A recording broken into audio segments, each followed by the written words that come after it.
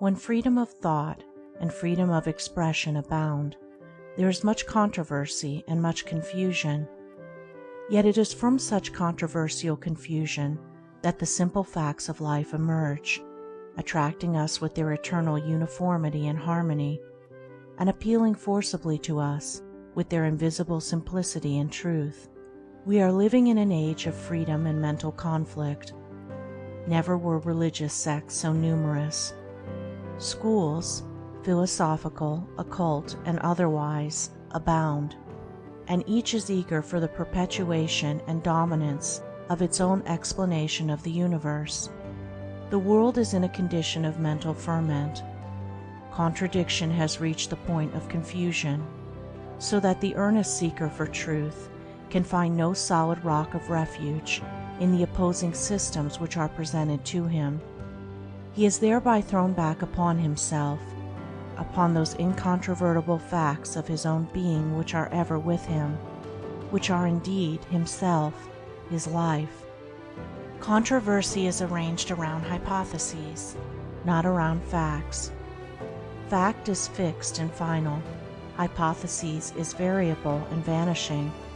In his present state of development, man is not alive to the beautiful simplicity of facts, nor to the power of satisfaction which is inherent in them.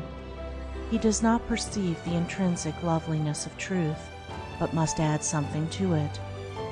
Hence, when fact is named, the question almost invariably arises, how can you explain the fact? And then follows a hypothesis, which leads to another hypothesis, and so on, until the fact is altogether lost sight of, amid a mass of contradictory suppositions. Thus arise the sects and controversial schools. The clear perception of one fact will lead to the perception of other facts, but a supposition, while appearing to elucidate a fact, does in reality cover it up. We cannot realize the stately splendor of truth while playing with the gaudy and attractive toys of pretty hypotheses. Truth is not an opinion, nor can an opinion enlarge or adorn it. Fact and supposition are eternally separate, and the cleverest intellectual jugglery, while it may entertain and deceive even the elect, cannot in the slightest degree alter a fact or affect the nature of things as they are. Because of this, the true teacher abandons the devious path of hypotheses and deals only with the simple facts of life. He fixes the attention of men and women upon these, instead of increasing confusion and intensifying wordy warfare by foisting another assumption upon a world already lost and bewildered in a maze of hypotheses. The facts of life are ever before us, and can be understood and known if we but abandon our egotism and the blinding delusions which that egotism creates. Man need not go beyond his own being to find wisdom, and the facts of that being afford a sufficient basis on which to erect a temple of knowledge of such beauty and dimensions that it shall at once emancipate and glorify. Man is, and as he thinks, so he is. A perception and realization of these two facts alone, of man's being and thinking, lead into a vast avenue of knowledge, which cannot stop short of the highest wisdom and perfection. One of the reasons why men do not become wise is that they occupy themselves with interminable speculations about a soul separate from themselves, that is, from their own mind, and so blind themselves to their actual nature and being. The supposition of a separate soul veils the eyes of man, so that he does not see himself, does not know his own mentality, is unaware of the nature of his thoughts, without which he would have no conscious life. Man's life is actual, his thoughts are actual, his life is actual. To occupy ourselves with the investigation of things that are is the way of wisdom. Man considered as above, beyond, and separate from mind and thought is speculative and not actual, and to occupy ourselves with the study of things that are not is the way of folly. Man cannot be separated from his mind. His life cannot be separated from his thoughts. Mind, thought, and life are as inseparable as light, radiance, and color, and are no more in need of another factor to elucidate them than are light, radiance, and color. The facts are all sufficient, and contain within themselves the groundwork of all knowledge concerning them. Man as mind is subject to change. He is not something made and finally completed, but has within him the capacity for progress. By the universal law of evolution, he has become what he is, and is becoming that which he will be. His being is modified by every thought he makes. Every experience affects his character. Every effort he makes changes his mentality. Herein is the secret of man's degradation, and also of his power and salvation, if he but realize this law of change in the right choice of thought. To live is to think and act, and to think and act is to change. While man is ignorant of the nature of thought, he continues to change for better and worse, but being acquainted with the nature of thought, he intellectually accelerates and directs the process of change, and only for the better. What the sum total of a man's thoughts are, that he is. From this sameness of thought with man, there is not the slightest fractional deviation. There is a change as a result with the addition and subtraction of thought, but the mathematical law is an invariable quality. Seeing that man is mind, that mind is composed of thought, and that thought is subject to change, it follows that deliberately to change the thought is to change the man. All religions work upon the heart, the thought of man, with the object of directing it into pure and higher channels. Success in this direction, whether partial or complete, is called salvation.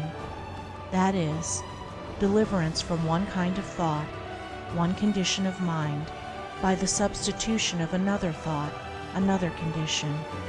It is true that the dispensers of religion today do not know this because of the hypothetical veil which intervenes between the fact and their consciousness, but they do it without knowing it, and the great teachers who founded the various religions built upon this fact, as their precepts plainly show.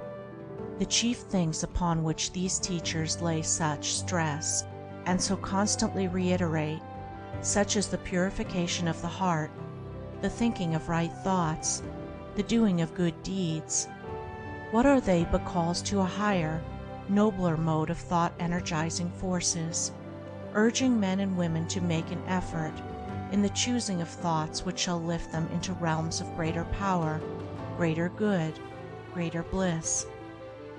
Aspiration, meditation, devotion, these are the chief means which men in all ages employ to reach up to the higher modes of thought, wider airs of peace, vaster realms of knowledge. For as he thinketh in his heart, so is he. He is saved from himself, from his own folly and suffering, by creating within new habits of thoughts, by becoming a new thinker, a new man. Should a man by a supreme effort succeed in thinking as Jesus thought, not by imitation, but by a sudden realization of his indwelling power, he would be as Jesus. In the Buddhistic records, there is an instance of a man, not the possessor of great piety or wisdom, who asked Buddha how one might attain the highest wisdom and enlightenment. Buddha replied, by ceasing all desire. It is recorded that the man let go of all personal desires, and at once realized the highest wisdom and enlightenment. One of the sayings of Buddha runs, "The only miracle with which the wise man concerns himself is the transformation of a sinner into a saint." Emerson also referred to this transforming power of change of thought when he said, It is as easy to be great as it is to be small, which is closely akin to that other great and oft repeated but little understood saying, "Be ye therefore perfect, even as your Father which in heaven is perfect." And after all, what is the fundamental difference between a great man and a small one? It is one of thought, of mental attitude. True, it is one of knowledge, but then knowledge cannot be separated from thought. Every substitution of a better for a worse thought is a transforming agency which marks an important advance in knowledge. Throughout the whole range of human life, from the lowest savage to the highest type of man, thought determines character, condition, and knowledge. The mass of humanity moves slowly along the evolutionary path, urged by the blind impulse of its dominant thoughts, as they are stimulated and called forth by external things. But the true thinker, the sage, travels swiftly and intelligently along a chosen path of his own. The multitudes, unenlightened concerning their spiritual nature, are the slaves of thought, but the sage is the master of thought. They follow blindly, he chooses intelligently. They obey the impulse of the moment, thinking of their immediate pleasure and happiness. He commands and subdues impulse, resting upon that which is permanently right. They, obeying blind impulse, violate the laws of righteousness. He, conquering impulse, obeys the laws of righteousness. The sage stands face to face with the facts of life. He knows the nature of thought. He understands and obeys the law of his being. But the sorrow-burdened victim of blind impulse can open his mental eyes and see the true nature of things when he wishes to do so. The sage, intelligent, radiant, calm, and the fool, confused, darkened, disturbed, are one in essence and are divided only by the nature of their thoughts. When the fool turns away from and abandons his foolish thoughts and chooses and adopts wise thoughts, lo, he then becomes a sage. Socrates saw the essential oneness of virtue and knowledge, and so every sage sees. Learning may aid and accompany wisdom, but does not lead to it. Only the choosing of wise thoughts, and necessarily the doing of wise deeds, leads to wisdom. A man may be learned in the schools, but foolish in the school of life. Not the committing of words to memory, but the establishing of oneself in purer thoughts, nobler thinking, leads to the peace-giving revelations of true knowledge. Folly and wisdom, ignorance and enlightenment, are not merely the result of thought, they are the thought itself. Both cause and effect, effort and result, are contained in thought. All that we are is the result of what we have thought. It is founded on our thoughts. It is made up of our thoughts. Man is not a being possessing a soul. He himself is soul. He himself is the thinker and doer, actor and knower. His composite mentality is himself. His spiritual nature is rounded by his sphere of thought. He it is that desires and sorrows, enjoys and suffers, loves and hates. The mind is not the instrument of a metaphysical, superhuman soul. Man is soul, mind is being, mind is man. Man can find himself.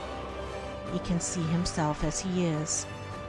When he is prepared to turn from the illusory and self-created world of hypothesis in which he wanders, and to stand face to face with actuality, then will he know himself as he is. Moreover, he can picture himself as he would wish to be, and he can create within him the new thinker, the new man. For every moment is the time of choice, and every hour is destiny.